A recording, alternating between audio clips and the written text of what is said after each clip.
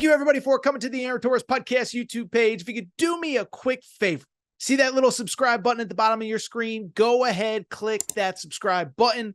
Really does help our channel grow, our audience grow, and I really do appreciate it more than you know. So click that subscribe button. Appreciate your support. Now, here's the video that you came here for.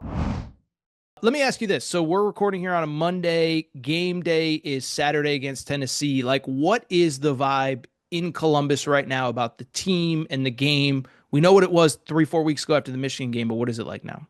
Yeah. I mean, I think they're trying to do a good job with messaging, and you can see it in the media availability. I mean, the AD just sat down with a couple beat writers.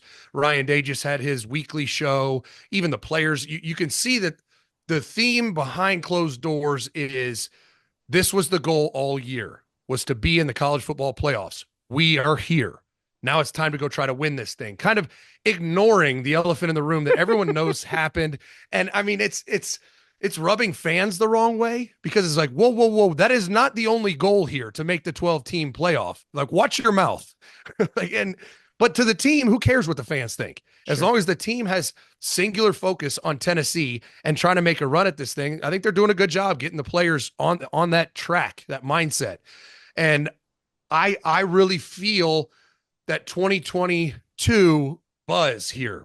Back in 2022, when Ohio State lost to Michigan but made the playoffs, they responded like crazy against Georgia. It's the best game they played all year. Came a shanked field goal short of what would have won them the national championship, and it just looked like a completely different team from the team that played Michigan. And I think that it feels that way around Columbus right now. Like, that's what we're going to get, like a maximized version of this team, which is only going to piss fans off more that they lost to Michigan. Well, and it's funny because I was actually thinking about that Georgia game this week, is that it does feel like there haven't been very many situations where, like, Ryan Day's team at Ohio State is not expected to win, or nobody really gives them a chance, and they do generally play pretty well, including, by the way, that Penn State game this year, where it was like, oh, the whole O-line's banged up. What are they going to do? And it's like, they ran the shit out of the ball is what they did. Right. What was I going to ask? What do you think the crowd's going to be like? One, not there's, people think that there's going to be a lot of Tennessee fans, but like Herb Street famously said on the selection show, if you will, like, hey, it might have been better for Ohio State to go on the road, get away from things. Do you think that's going to be like, if it's 6-3 at the half, Tennessee's up and nobody's, you can't move the football? Well, what's that crowd going to be like? Oh, it's going to be brutal. I mean, I think Herb Street was right. I don't know why Buckeye fans took that as a shot to Buckeye Nation. I mean, it's just the reality. Like, with the miserable offensive performance against Michigan, if they come out and struggle in that first half, the crowd is going to boo like crazy. And I think going on the road would have been a beneficial thing. I also think that Gene Smith famously, at least around here, said last year that they would look into possibly a home playoff game, moving it to Indy, to a dome.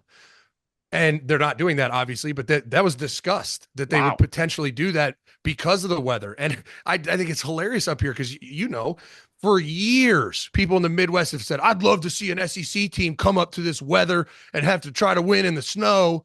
And they messed around and found out. They got Tennessee, who's the best built SEC team for the snow that there is in the country this year. Like, top 5 defense, one of the best running backs in the country, great run game. And Ryan Day, after the Michigan game, said we didn't feel like we could throw it because it was windy. It's like, buddy, that was like the weather's going to hurt the Buckeyes more than the Volunteers. So I think fans are apprehensive with a little bit of optimism, but let a couple 3-and-outs happen, and it's going to turn on them. I don't want to be negative, but you do have a better pulse of this team and organization, not organization, but the program and the city and everything involving Ohio State than pretty much anybody in the media. So I know that, like, after the Michigan game, I kind of, asked around, and I think there was a sentiment around Ohio State of, like, kind of what you said, let's just get to the playoffs. Let's see what happens, whatever. But there was also like, if we freaking lose in round 1, it's good. Like, do you think something would happen if Ohio State loses in round 1? And let's assume it's not something crazy. You're not losing 41-3. You're losing a game against another good team from the SEC. But there is also a $20 million roster. There is a coaching staff that's, I would assume, as highly paid as anybody in college football.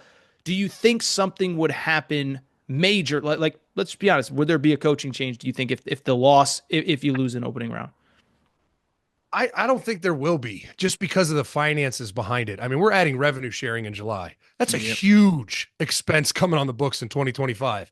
And so now you have to fire Ryan Day, pay him his buyout, hire a coach, presumably probably have to pay his buyout to get him to come to Columbus and get out of his what contract he's under, plus paying the play. I mean, it's just so Yeah. much money.